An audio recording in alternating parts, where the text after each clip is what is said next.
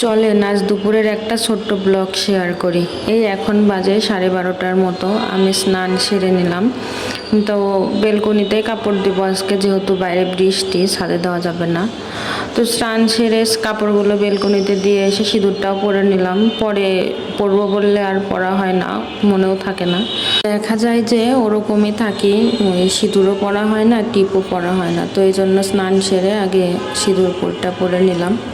এখন রান্নাঘরে যাব। সব কিছু স্নান করার আগেই গুছাই রেখে গেছিলাম। পটলগুলো লবণ হলুদ মাখায় সুন্দর করে লাল লাল করে ভেজে নিয়েছি।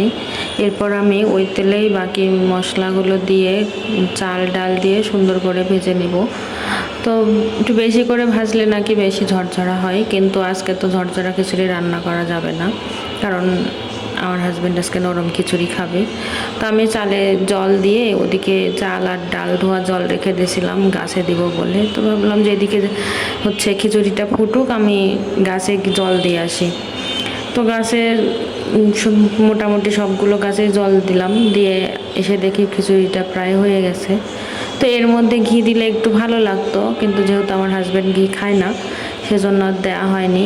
তো খিচুড়িটা হয়ে গেলেও আমি কিছুক্ষণ চুলার উপর রেখেছিলাম, চুলাটা অফ করে, এর জন্য জলটাও শুকায় গেছে আর খিচুড়িটাও অনেক সুন্দর নরম হয়েছে।